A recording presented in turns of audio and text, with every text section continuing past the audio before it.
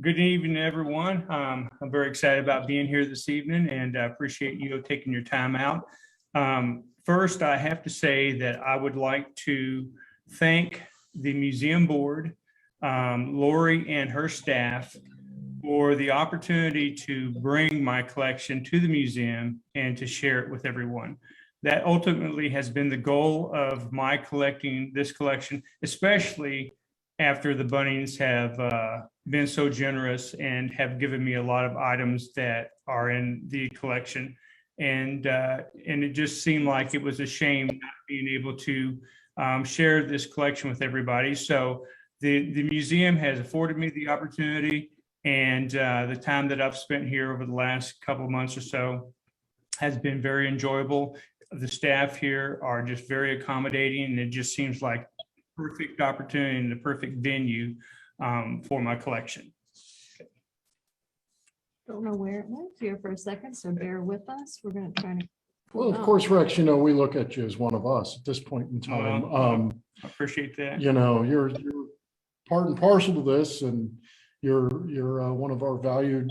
You come and you help us, and you've given us this wonderful collection that we can share with the public, and you help us present it and talk about it. So you're stuck with this, whether you like it or not. Well, I like it so far, so thank you, Jason.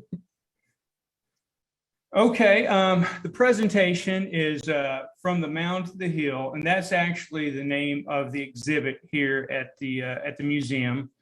And so this presentation just seemed fitting to call it From the Mound to the Hill, Jim Bunning, remembering and honoring a local hero. Okay.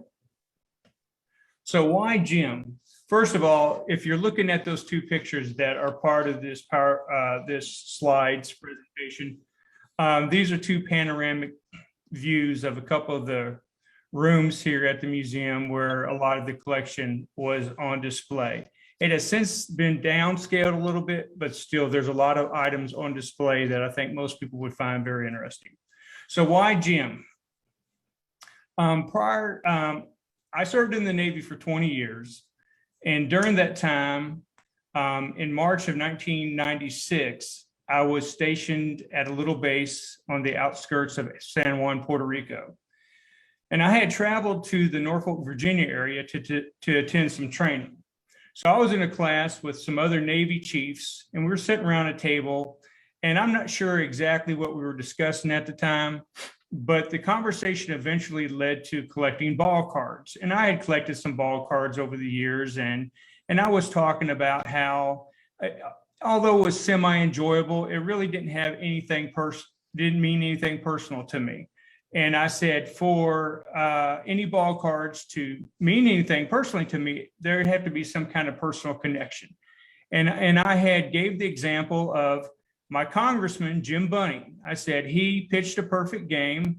And, and since I'm from Kentucky, he's my congressman.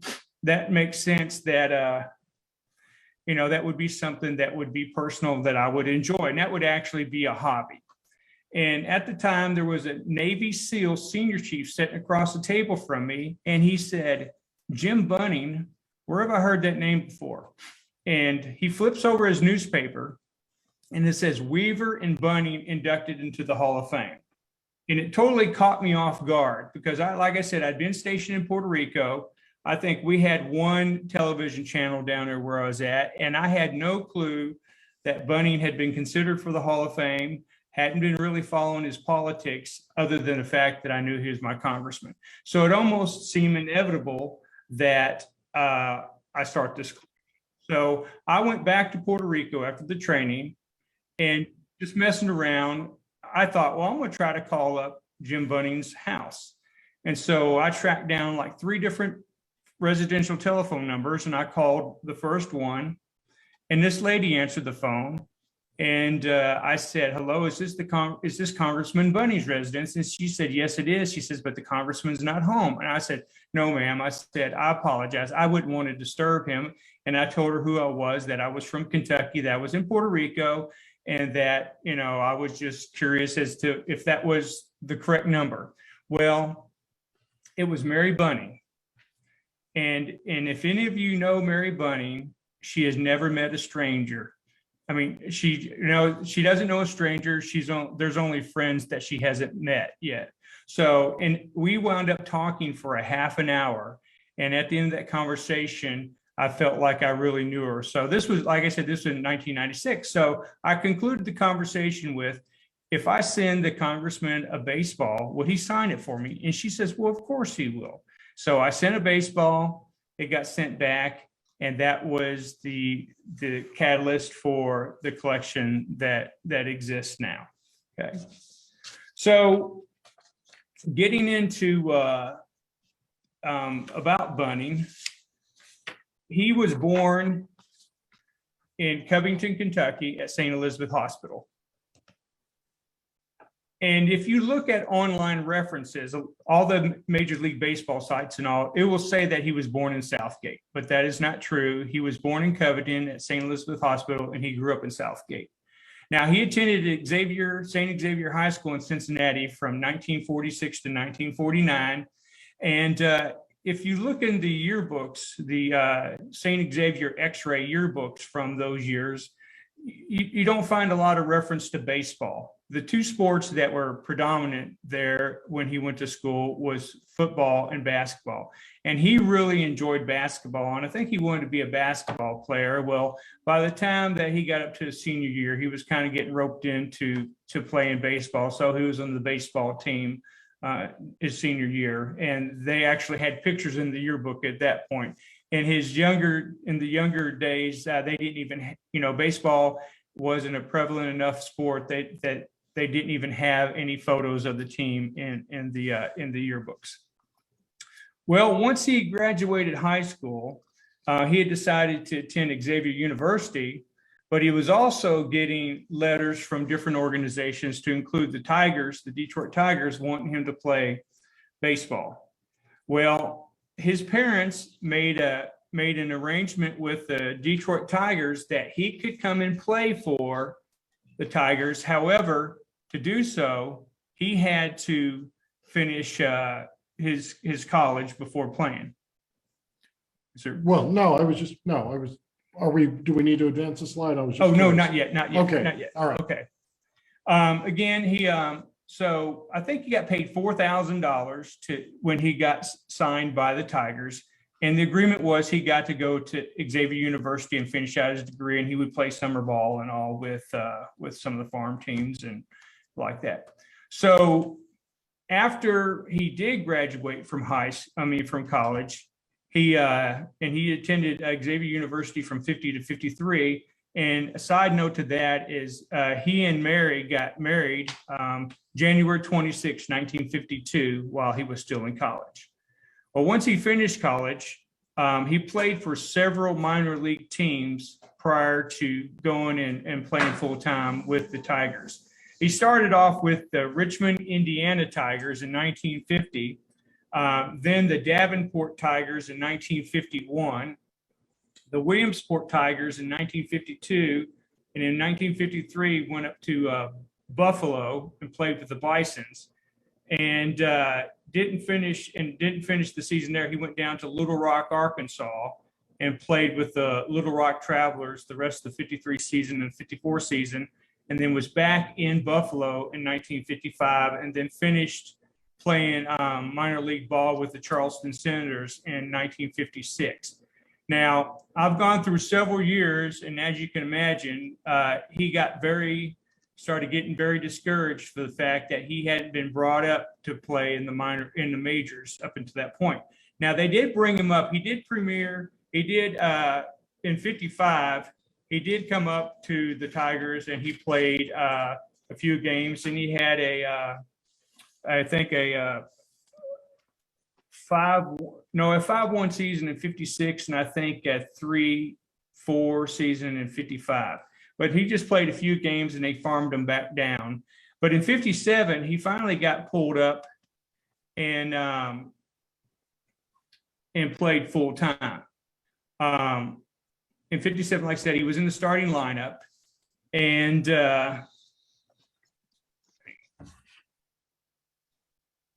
some of the highlights from his time with the Tigers is 57 turned out to be his best season.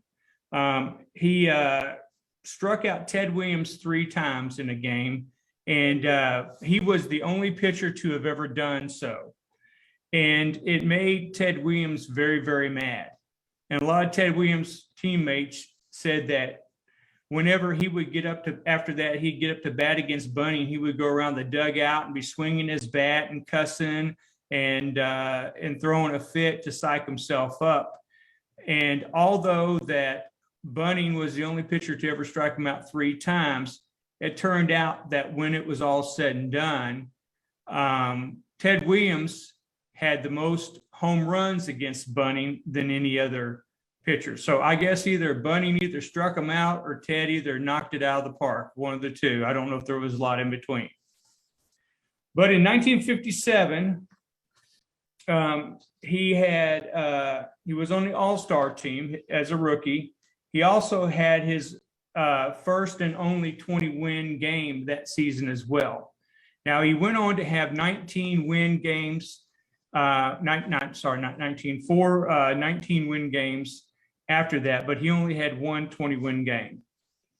So he was also the 1957 American League wins leader. Now, in 1958, he had the first of his no-hitters, and it was against the Red Sox, July 20th, 1958, at Fenway Park. And of course, that was the team. That team also had Ted Williams on it. So again, another rivalry as far as when Bunning pitched his first no-hitter. In fact, Ted Williams was the last out of the game, which made it even more bittersweet as a result. Now, up until this point, I guess there was a bit of a rivalry and some animosity. I don't know if it, on Jim's part, but on Ted Williams, definitely. Okay. Now, on through, he had an immaculate inning in 1959. Now, an immaculate inning is nine pitches, 9 strikes, basically a perfect inning. And he was that was only the number 6 time that had ever been accomplished in the American League. So back up a little bit for the first no-hitter in 1958. I wanted to make note that that was only the fourth no-hitter in Tigers history as well. So next, in 59 and 60, he was the American League strikeout leader, and he was the leader, and he had exactly 201 strikeouts for both of those seasons. He also came in second as far as strikeouts 4 times, other than the 2 years that he was the strikeout leader. We've got to ask her a question. Is it time for the question? Yeah, we can go ahead and ask the question now. All right. This is a good time. So Heather, are you ready to ask the quiz question? Oh, yeah, sure. The quiz question is, prior to his jersey number 14 being retired by the Philadelphia Phillies in 2001, what other former Major League Baseball player with ties to our area wore number 14 after Bunning? Okay, moving on. In 1961 through 63, he was on the American League All-Star teams.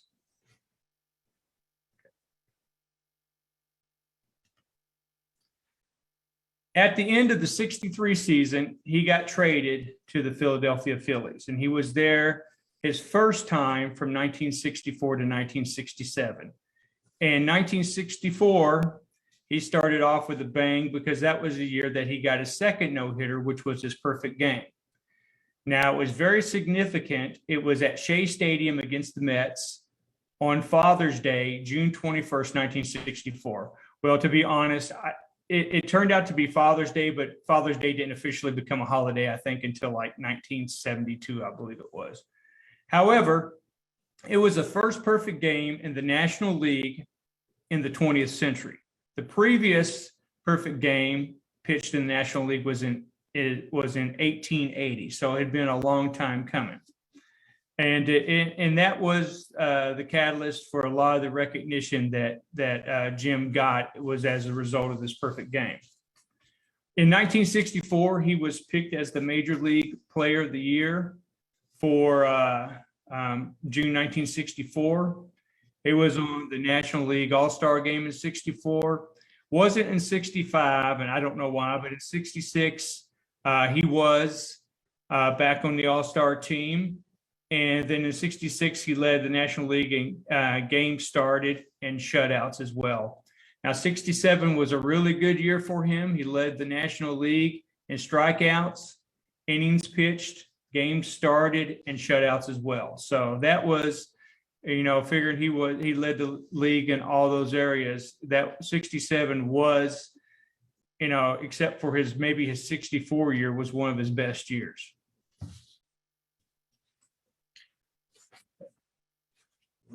Yes. Okay. Now, after the 67 season, Bunning got traded to the Pittsburgh Pirates. And I've had a couple conversations with him about the Pirates. And then at the end, you see on the screen, at the end of the 69 season, he was with the Dodgers for a little bit. These were a couple of years that Jim wasn't as pleased about. I think he really was sore because he got traded by the Phillies. He really liked being a Philly. But again, he went to Pittsburgh in 1968 to 1969, and he got to play with probably one of the most prominent players ever in the history of baseball, and that was Roberto Clemente. And I always loved listening to Jim and Mary talk about the Pirates team, specifically Roberto Clemente. And one of my favorite stories that Mary shared with me one time was living in northern Kentucky. They'd had a cookout, and they had invited the Pirates team down to have a cookout. This was in 1968. Well, I guess, figured in 1968, some of the neighbors really wasn't pleased about players of color coming to a party or cookout in the neighborhood. But Mary and Jim, they wouldn't hear any of that. But what I enjoyed about that story the most is that their oldest daughter, Barbara, who's an attorney, at the time when the team used to come visit, Roberto Clemente used to help her with her Spanish homework. And I always thought that would be a fantastic thing to be able to tell people that Roberto Clemente had helped me with my Spanish homework. And I told you earlier that I had done a tour of duty in Puerto Rico. Well, Roberto Clemente in Puerto Rico was a god down in Puerto Rico. So I got to have even a little more of an appreciation for him while I served in Puerto Rico. Okay. Again, with the Pirates from 68 full season to, I think, the last 13 games of the season, Bunning was traded to the Dodgers and played the last 13 games of the 69 seasons with the Dodgers. And I know by that time he was very unhappy that he got traded to the Dodgers. Well, at the end of the 69 season, he worked his way back up to the Phillies, and the Phillies took him back in 1970. So the end of his pro major league career spanned from 1955 to 1971, but the last 2 years was back with the Phillies. And he one of the highlights I didn't highlight on when we was talking about the Pirates and the Dodgers was in 1968 he recorded 1,000 strikeouts in the National League, which he'd already had 1,000 strikeouts in the American League. So he was the first pitcher since Cy Young to have 1,000 strikeouts in both leagues. And then when he went on and finished in 1970 to 71 with the Phillies, he became the first pitcher again since Cy Young to have 100 wins in both leagues. And then in 1971, they built the new Veterans Stadium there in Philadelphia. They'd been playing at Connie Mack Stadium prior to that. And Bunning had the first, it was not, the stadium was built for football and baseball. But the first game played at the stadium was a baseball game. Bunning pitched and was credited with the win at the first game played at Veterans Stadium. And his last game that he played was on September 3rd, 1971. A couple of things, notes I have here I wanted to share with you is that when he pitched his perfect game back in 1964, it was the first game of a doubleheader. And the second game, Philadelphia won as well. He didn't pitch the second game, but Rick Weiss pitched the second game, and he had a no-hitter as well during his career with Philadelphia. And the interesting thing about Rick Weiss pitching that second game of the doubleheader, it was his first win as a pitcher, and he was only 18 years old. So I find that very, very interesting. An 18-year-old pitcher, coming off of, the pressure that must have been on him, because in the first game, a teammate had pitched a perfect game, and here he is, a young 18-year-old coming up and wind up getting his first win on the second game of the doubleheader. So I was very impressed with of hearing, learning about that. As far as another thing, again, about the first since Cy Young, is Bunning was the first pitcher since Cy Young to have no hitters in both leagues. And in the National League, Cy Young was the first. Right now, even up to date, there's only been five pitchers that have no hitters in both leagues. The first one being Cy Young. Second one was Bunning. Third was Nolan Ryan. Third was Nomo. And the fifth one was Randy Johnson. So, that's quite the feat to actually have. There are pitchers, like Nolan Ryan. I think he had something like 7 no-hitters. There are players that had several no-hitters within their own respective league, whether National League or American League. However, to have a no-hitter in both leagues, there have only been 5 pitchers to do so. And again, that's another feather in Bunning's cap at the time, as he was number 2 behind Cy Young. The last thing to note in Bunning's professional Major League Baseball career is he was a big advocate and did a lot of work for the Major League Baseball Players Association in establishing the union to protect players and establish rights for the players. So throughout most of his career, he was adamant about that. And as you know, and I don't really talk much about this, things like steroid use, and even at his Hall of Fame induction speech, he spent a lot of his speech appealing to players, managers, owners, and all like that to maintain integrity within professional baseball. And he kind of felt that it was people were getting a little selfish, and people were doing things, and the emphasis was not in the right places that it should be. And he encouraged integrity by everybody to keep the sport the American pastime. Okay, now bye-bye to the majors. After he left the majors, he decided that he was going to manage some minor league teams within the Philadelphia system. And the first team that he was a manager for was the Reading Fighting Phillies in 1972. After Reading, he went up to Eugene, Oregon, and was a manager with the Eugene Emeralds in 1973. After that, he went over to Toledo and was with the Mud Hens in Toledo in 74 and 75. And then he finished up down in Oklahoma City with the Oklahoma City 89ers in 1976. Well, as you know, at Xavier University, he majored in economics. So during his time after the majors, he worked as a stockbroker as well during that time. I don't know a lot of information about that. I've never really heard Mary or himself or any of the children really talk about a lot of the times he spent as a stockbroker. And maybe that just wasn't the favorite subject at hand whenever I talked to him. What I'm going to talk about in a little while is it's probably 75% of the time whenever I was around the Bunnings, we didn't talk about baseball. We talked about family 75% of the time.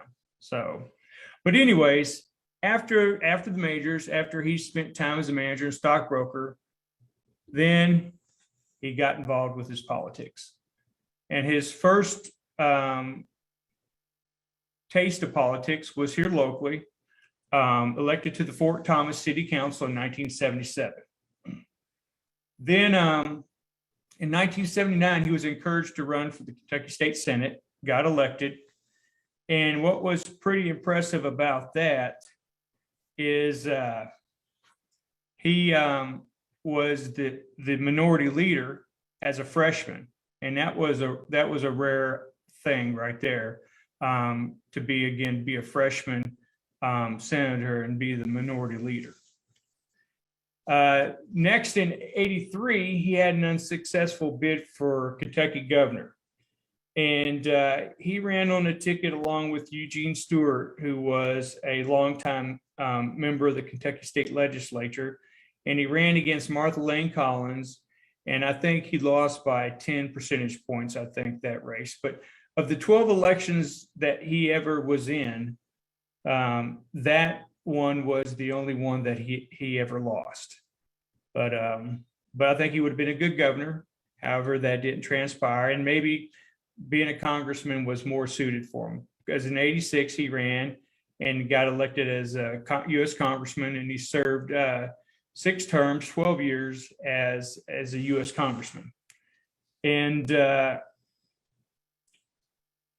a congressman, he was a chairman of the House Ways and Means Subcommittee on Social Security, and as a senator, he was viewed as one of the most conservative senators in the Senate. In fact, the National Journal ranked him number 2 in their March 2007, behind Jim DeMint, I think it was, as when they did the rankings of the most conservative/liberal senators. Well, and while he was in Congress in August 3rd, 1996, he got inducted into the Hall of Fame. Now, he was elected by the Veterans Committee in 1996, but he was almost, the closest he came before that was in 1988. And he had missed the vote to get inducted in 1988 by, I think, 0.8 percentage of a point to get inducted then. He was one of 4 inducted in 1996. The other prominent member inducted that year was Earl Weaver, who was manager with the Orioles. And then there was a Hanlon and Foster that was inducted as well. Okay. And he was the only Major League Baseball player to have ever been elected to the Hall of Fame and the Senate as well. Okay. I have a couple of things that I should have mentioned before. I had some show and tell for you all. Back for the perfect game, I wanted to show you.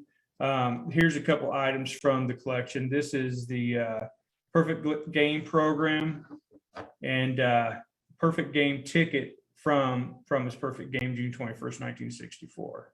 So those are part of the exhibit here currently right now. So again, if you haven't been here to see the collection, I encourage you to do so. Okay, moving on.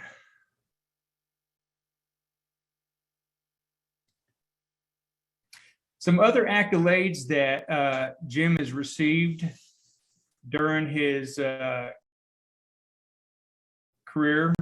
In 1981, he was inducted into the Michigan Sports Hall of Fame. 1984, he was inducted into the Phillies. They had a wall of fame. They called it a wall of fame. Had a bronze plaque on the wall there at the stadium. And then in '86, he was inducted in both the Kentucky Sports Hall of Fame and the Northern Kentucky Sports Hall of Fame as well.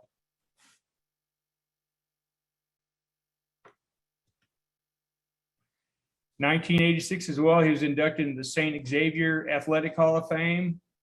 And then in 1995, he was inducted into the Xavier University Athletic Hall of Fame. 1996, the same year he was inducted into the Major League Baseball Hall of Fame. He was one of 5 retired Philly players to throw a ceremonial first pitch at an All-Star game. And I happen to have the see if I can get that turned right so you can see. This is his ceremonial first game pitch ball that is from that All-Star game. And I also have his ball cap from that game also. So these are, again, are 2 more items that are on display here with the collection. Just to let you know, he was, the 4 other players that threw ceremonial first pitches were Richie Ashburn, Robert Roberts, Mike Schmidt, and Steve Carlton.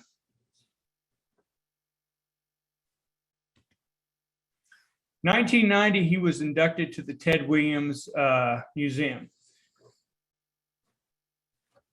Now, up until this point, I have a bat to show you here in a few minutes. Up until this point, the things that we talked about between Bunning and Ted Williams is that there'd been, I guess, a little animosity for the fact that Bunning had struck him out the 3 times, and also had his, got Williams had popped out and got the last out in the no hitter in 1958. However, they grew to appreciate each other after that. And Bunning, there's a story about a guy that was driving Bunning around, and the story was he was asking Bunning some questions, and Bunning had said that Ted Williams was the hardest hitter that he had ever pitched against, and that he was the greatest hitter that he'd ever pitched against. And also, Bunning never asked anybody for autographs ever, except for Ted Williams. And Ted Williams is the only person he'd asked for an autograph. And Mary has that photo of Bunning and Ted Williams together, I guess, with that autograph. So it's a pretty nice story. But I want to share something else. I have several bats in the collection, and this one here is when Bunning was inducted. The Hall of Fame put out 2 different Hall of Fame bats. One was a brown bat, typical brown bat, which they did a limited edition of 1,000, and they put out a blue Hall of Fame bat that they had a limited edition of 250. Well, then they made a couple special type bats in the blue form and the brown form. Well, the blue form is this bat, and as far as any documentation I can find, this is only one of 4 bats that was given out, and one was given to Bunning, one I assume was given to Earl Weaver, and maybe one posthumously to the 2 other members that were inducted in 1996. Well, Ted Williams, with his Ted Williams Museum, Ted Williams also had a charitable foundation, and the director of the foundation had sent Jim Bunning a letter and asked Jim for a donation for a charity auction for the foundation. And I'm not sure which year it was exactly. I'd have to look on the documentation. I have the letter and the provenance with the bat. But Bunning had taken this bat that was given to him by the Hall of Fame. And if you can see it, it is signed by Bunning there in gold, and sent it to Ted Williams, and it was auctioned off. And Ted had said at the auction, whoever bids and gets this bat, I will sign it in gold as well. So the bat over here, see if I get it right, is signed in gold by Ted Williams as well. So this is one of the prized, the prized items of the collection. Again, this is probably one of only 4 bats that were made and given to Bunning, signed by Bunning, and then given to Ted Williams, signed by Ted Williams. And now I was fortunate to be able to get my hands on it. But again, that just goes to show you that even though in their young playing days, there might have been a big rivalry, afterwards, they became good friends. And also part of the collection is whenever Bunning was inducted into the Ted Williams Museum, the museum has the blazer with the Ted Williams Museum logo and the certificate that was given to Bunning, noting his induction into the museum. They have that here on display as well. Okay. Well, moving on, in 2001, Bunning's number 14 was retired by the Phillies. So I think this is probably a perfect time to see who might have won the trivia question. So what do I need to do about that? Go back to Heather. Heather, who won that trivia question, or has anybody won it yet? Yes, the trivia question was won by Mary DeSalvo. Congratulations. Yes. And the answer, sorry. Yeah, the answer was Pete Rose. Yes, Pete Rose. He wore number 14 after Bunning in Philadelphia. And he also wore number 14 in Cincinnati as well. Yeah. So at least they didn't have to compete for it. But anyways, in 2005, Bunning received the United States Sports Academy's highest award, the Eagle Award. And then in 2014, he was inducted into the Phillies Hall of Fame, into the Reading Phillies Hall of Fame. In 2014, when he was inducted into that Hall of Fame, when he was inducted into the Major League Baseball Hall of Fame, unfortunately, I didn't get to attend that. I was in Puerto Rico and I didn't get to attend that induction. But again, that was my first introduction basically to Bunning and started the collection at that point. But in 2014, which was the 50th anniversary of his perfect game, I did travel with the family up to Philadelphia, and he was inducted prior to the Father's Day weekend in 2014. A couple of days before, on Thursday, he was inducted in the Phillies Hall of Fame, and they had made him a Reading Fighting Phillies jersey, and that is part of the collection as well. And then the following weekend, they honored him at the Philadelphia ballpark, and I got to go and be with the family and hang out in the president's suite at the ballpark. And it was one of the times of my life. I got to meet some of the other Philly players. Those of you all who are familiar with Cokie Rojas, that was on the team. Father's Day of 2014, we sat in the little dining area of the ballpark, and I got to sit there with Candy and his wife Cookie, and they told me a lot of stories about back in the day, how the team players, their families used to get together and have cookouts and associate with each other, and it was a very memorable experience, and I was very humbled and honored to have been included into all those activities. So Cookie's great.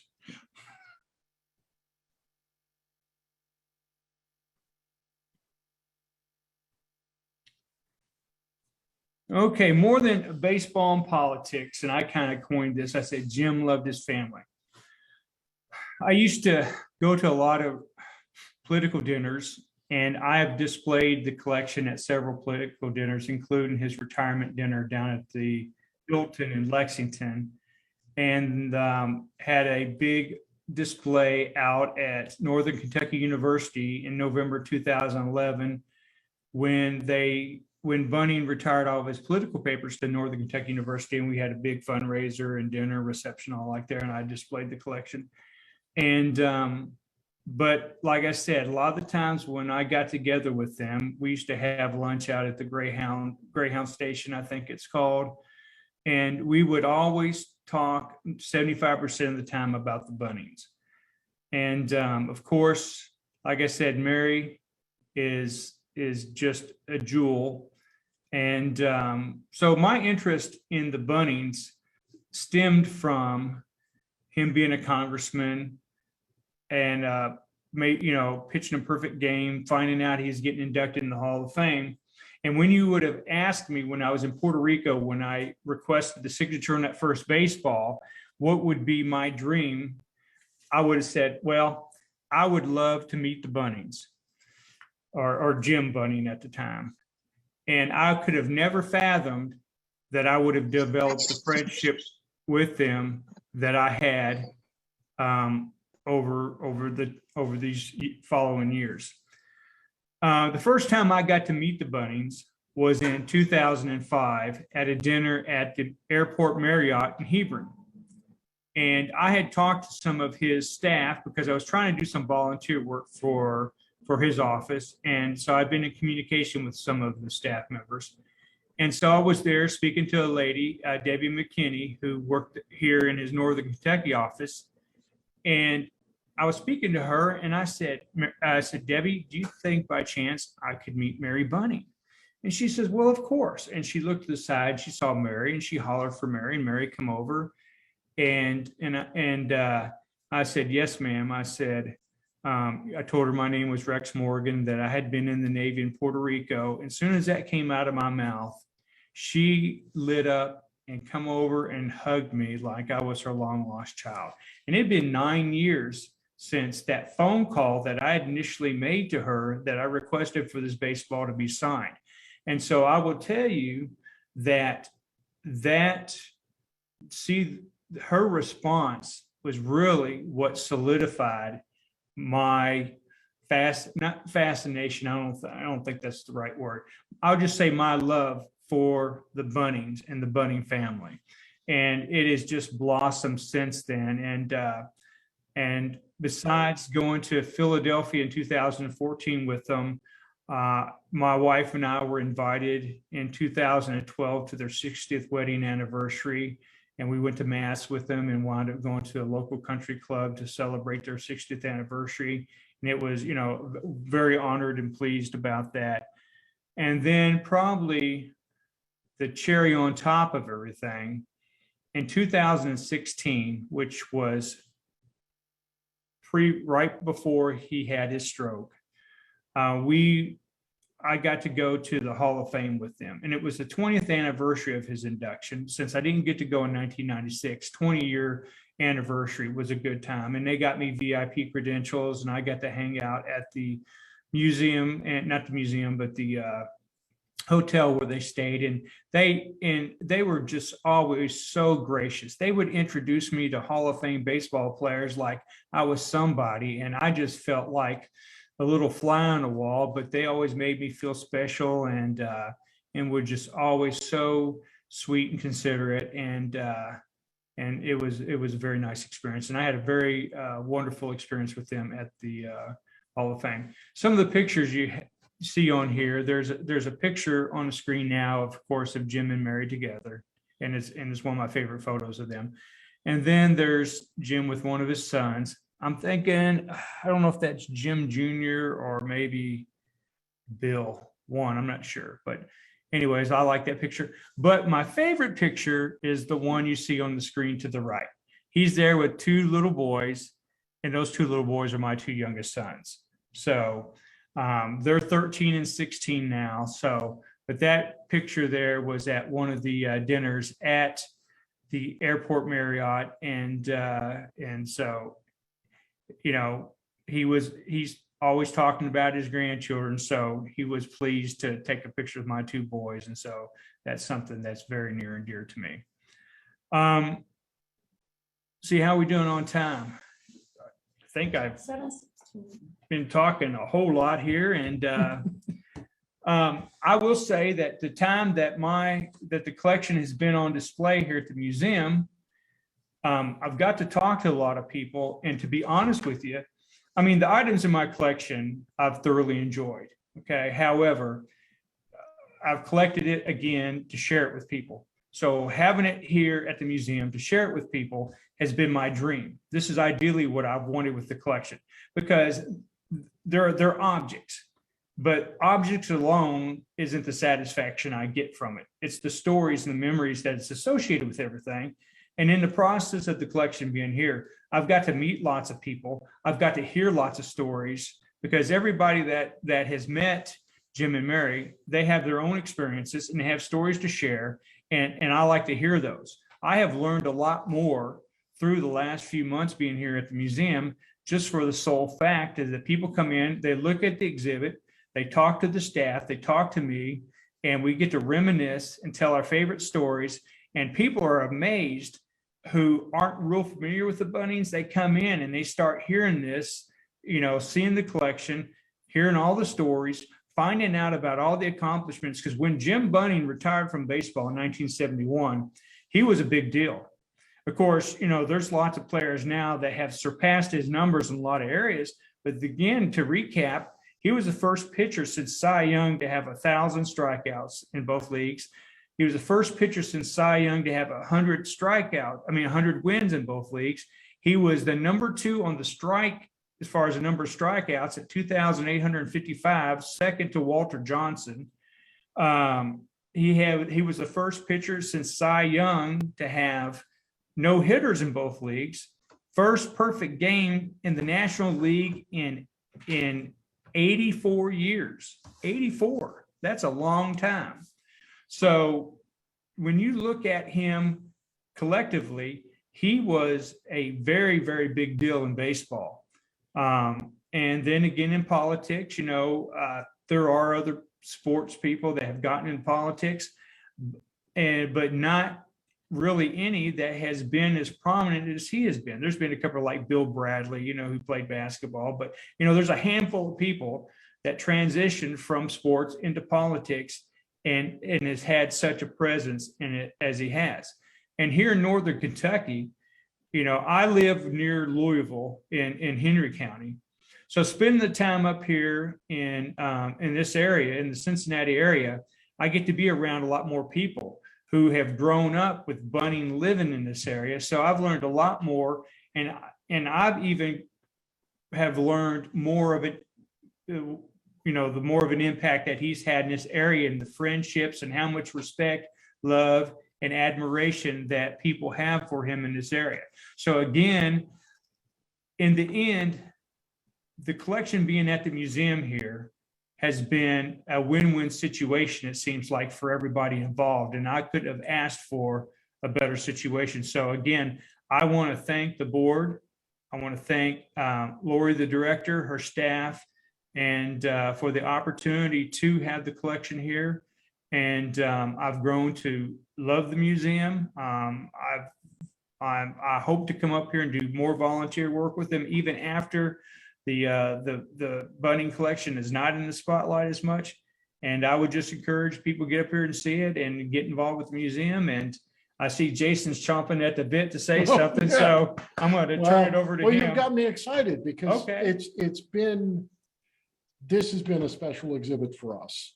And there's been a kind of a learning curve for me because I didn't know as much about Bunning.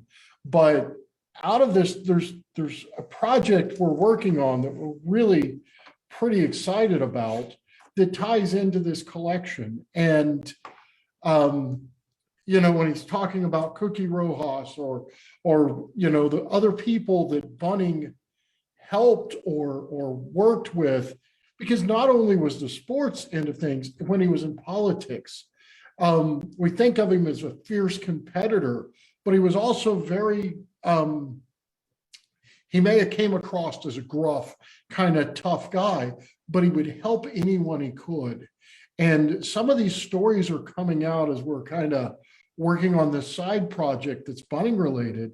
And it's special stories that we're very excited about. We're going to be able to share them with you here in a few months or sometime soon. There's going to be some great stories that I think everybody will learn a little bit more about this man. And the beginnings of that for us was this wonderful exhibit that you brought here, Rex. Well, Um, like I said, I think it was meant to be. It was a relationship meant to be. And I couldn't have asked for a better venue or situation to showcase the collection. right. Well, and when you talk to people, people who worked with him, who played ball against him or played with him,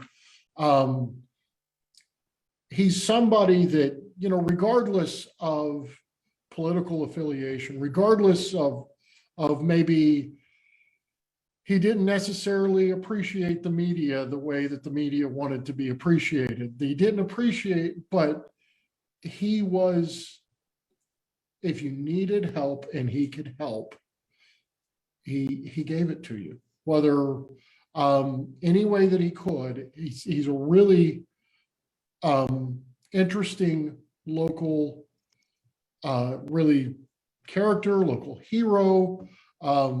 We all have got rough sides. We've all got polished sides, but he's been fascinating to learn about, and that's been very special for me as curator here, to learn about a man that really was extremely talented. And we've got such a wonderful local history of sports tradition here, but also when you look at politicians and other people that came out of Northern Kentucky, we have a lot to be proud of. And learning about somebody like Jim, sharing that with this wonderful collection, has been pretty special. Okay. Heather, where are we at on time? We still got a few minutes. If Do we have anybody, any questions? yeah, we have not had any questions yet, but if anybody wants to send in questions, we can answer those. So, yeah, I mean, I guess I could give you folks a little bit of a teaser about this kind of project we were talking about. Melissa, maybe want to show the items again, because I don't know. Yeah, can we show the Sure. items as well? We can kind of get up close. Yes, so here we're going to show you some of the items he was talking about, because it was a shared screen before. Okay. This was a program and the ticket from the perfect game with the Mets, June 21st, 1964 at Shea Stadium against the New York Mets.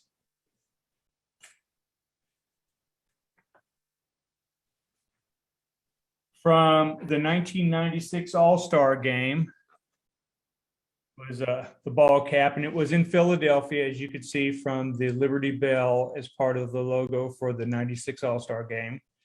And again, there were five simultaneous first pitches that were pitched, and this was the one that Bunning pitched. Oh, here we go. And I guess he or Mary one must have wrote the other pitchers the other players that had ceremonial first pitches of the five former Philly players. And again, the bat. This is one of my favorite artifacts in the exhibit. It is so cool. That logo is each year, whenever each class of inductees, they make up a new logo. There's the Hall of Fame logo, but this is the 1996 Hall of Fame induction logo. And again, exclusive edition bat, which the blue regular bat that they made that year was a limited edition. They did 250, but this was an exclusive edition. And the brown bat that they did the exclusive edition of, they only gave those to family members of the inductees. So this one was given to, the blue bat was given to the inductees themselves. Again, Bunning signed it, Jim Bunning, the Hall of Fame 96. And then the director, whoever his title was for the Ted Williams Foundation, wrote a letter. I have the letter that was written to Bunning asking him for a donation. I have the list of auction items for the auction that list this bat. And I've got newspaper article about the auction. And again, Ted Williams signed the bat and gold, and then it was auctioned to raise funds for the Ted Williams Foundation. You know, one of the things that, if you're not familiar with the family, Jim and Mary they had 9 kids. Yes. So and baseball players didn't always make as much money as they do now. So there's wonderful family stories about Mary driving around a station wagon with full of kids, going in between ball games around the country, or even Jim had played in Mexico. Oh yeah, I didn't even talk. Yeah, about we didn't that. even talk about winter play. Yeah. And those stories, and some of that's going to be things that we love the Bunning stuff so much. I think We got a have good question? from We've got a Mr. question. John Smith. All right, what do we got? Yep. Can you hear me? Yes, sir. Yes. Well, I had an opportunity to look at that collection, and I'm originally from Carrollton, and I noticed there was a letter there in 1950 asking him to Yes. play on their semi-pro team. But I was gonna just ask you, since you're from Henry County. I actually graduated from Carroll County High School. Oh, you did? Well, maybe you don't know. They mentioned a semi-pro team, which I never knew one that was in Carrollton. But my question was actually, it looked like Eminence had a semi-pro team as well. They were mentioned in that letter. I didn't know I'd never heard of any semi-pro teams down that way. You know anything about that? Actually, I apologize. I don't. I've only lived in Eminence a couple of years, so I don't know a lot of history of baseball from Henry County. I'm familiar. There's a former major league player named Johnny Markham from the Eminence area. Well, he was born in Campbellsburg, but I'm not familiar at all with any semi-pro teams or anything like that in the area. I apologize. Well, Jim, his parents lived in Carrollton. Yes, sir. And his brother had a clothing store down on the main street. Yeah. We used to, I grew up in the 60s and 70s, and we played basketball with his some of his kids, like in the neighborhood, because they would come and spend time with the grandparents, and they sort of hung out in the neighborhood that I hung out in, and that was just a tidbit, I guess. That's all I got. So you were born and raised in Carroll County? Yeah. Nice. Yeah. Used to rent the high school prom tuxedos from his brother Bob. Yeah. Men wear. Yeah. All my family's originally from Gent. Oh yeah. Well, it's a good Carroll County town. Yes, sir. Well, thank you, Mr. Smith. All right. Thank you. It's a good talk. Thank you. Does anybody else have any questions? There's no questions in the chat, so I'd like to, we forgot a little bit, and I'd like to share it real quick. In the 55 and 56 season, during the Winter League, Jim went down to Mexico City and played in the Mexico City League, in a Winter League down there with the Mexico City Red Devils, and his team won that Winter League championship. And then in 56, 57, he went to Havana, Cuba, and played in the Cuban League in 56, 57 with Mariano Tigers. I always can't figure out if I say Mariano right, but again, won the championship with that team. And he went down there, well, a couple reasons. Money-wise, got paid to go play, and also to work on his pitching. So those 2 trips down there, they were putting in a lot of time and effort to perfect his pitching in order for him to get picked up, on full time. As Mary says, the Mexico trip was so that he could learn the slider. There was somebody down there that could help him learn to perfect the slider. Right, and that's what he was known for. That was his devastating pitch, I guess.